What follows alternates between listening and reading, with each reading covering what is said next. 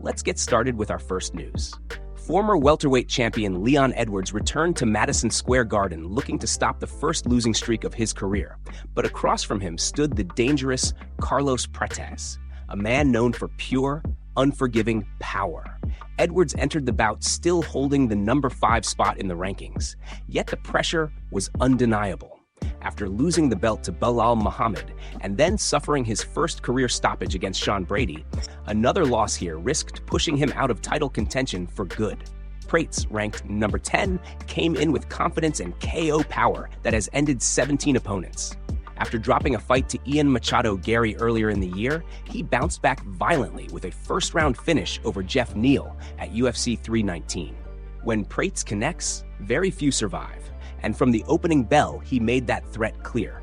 He opened with sharp leg kicks, hands low, completely in rhythm. Edwards responded by timing a perfectly executed takedown, slipping around to take Prates back with a tight body triangle. Despite Prates remaining calm, Edwards controlled the round, hunting for a choke as the clock expired. It was a strong, technical 10-9 start for Edwards. But round 2 was an entirely different fight. Prates began flowing with confidence, snapping jabs, ripping leg kicks, and talking nonstop. He cracked Edwards with a clean right hand, then hammered a knee into the body. Edwards tried to fire back, but Prates was locked in. A brutal left hand down the middle sat Edwards down instantly, sending him crashing to the canvas. Prates followed with one vicious punch to seal it, scoring a devastating knockout at 1:28 of round 2, becoming the first fighter ever to finish Leon Edwards with strikes.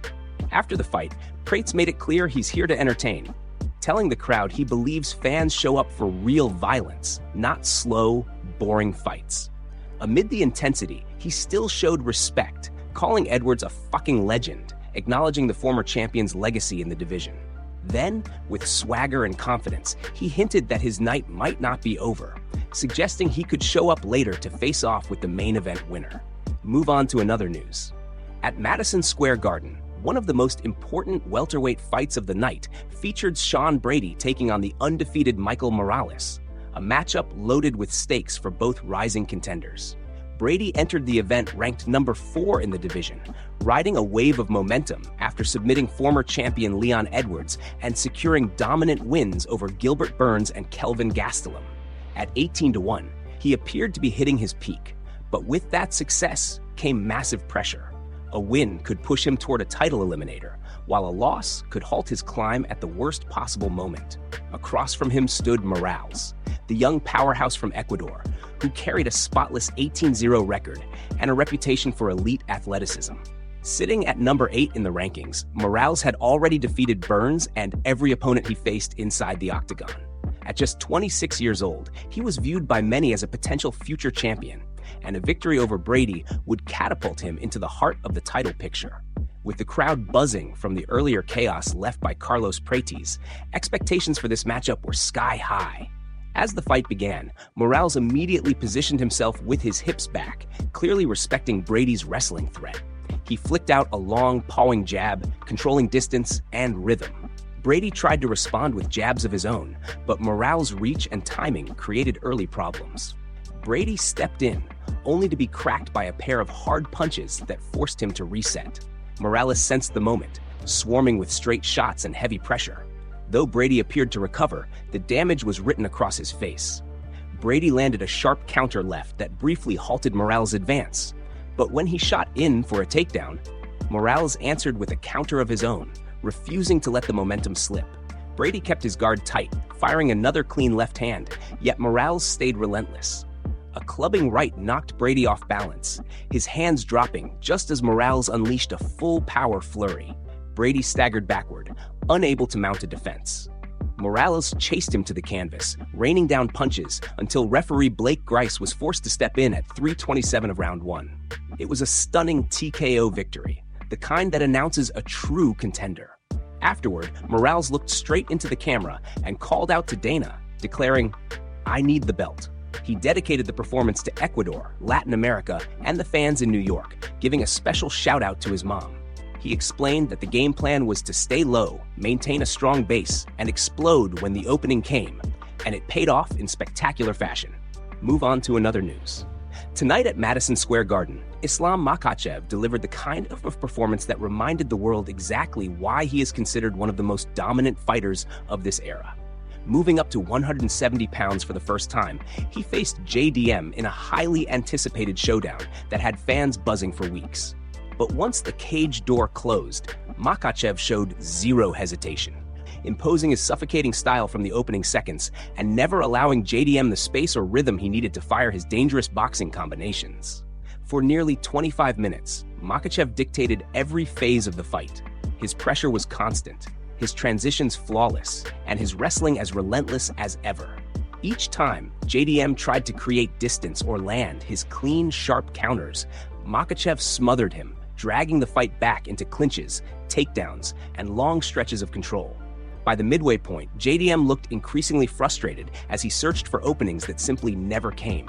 With every scramble, Makhachev was one step ahead, forcing JDM to defend rather than attack. When the final horn sounded, there was no suspense. All three judges scored it 50-45, a clean sweep for the former lightweight champion, who now improves to 28-1 and makes a massive statement in his welterweight debut. For JDM, who now falls to 27-2, the loss was a harsh reminder of how difficult it is to ascend through the very top layers of elite competition. Known for his precision and deadly finishing ability, he simply could not break through the technical discipline and unrelenting control that Makhachev brought into the octagon.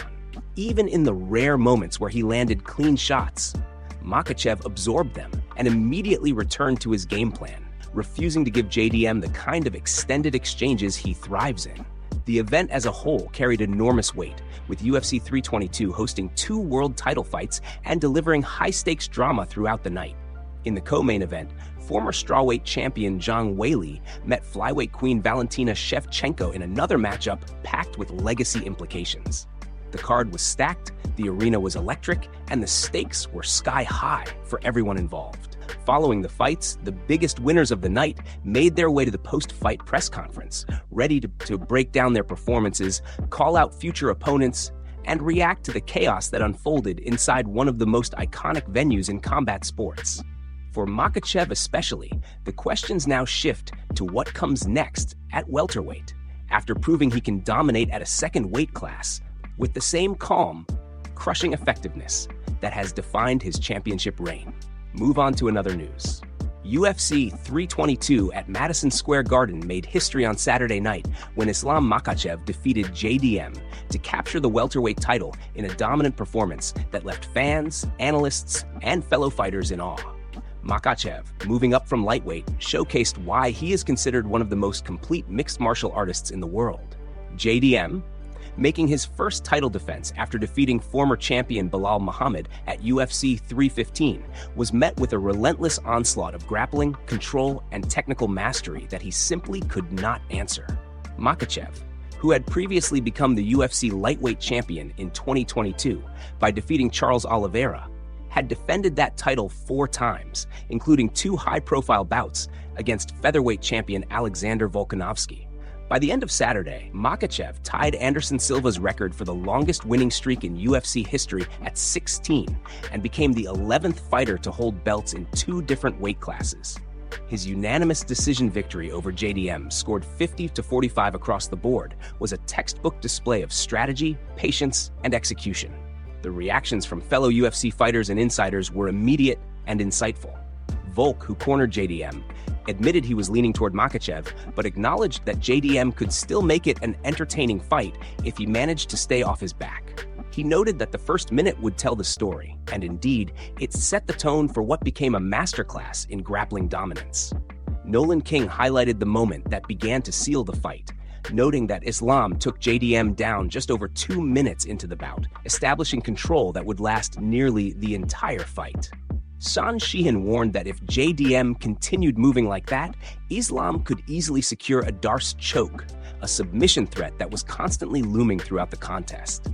The betting markets reflected Makhachev's dominance, with odds entering round 2 at -600, signaling the confidence of analysts and fans alike in his technical superiority.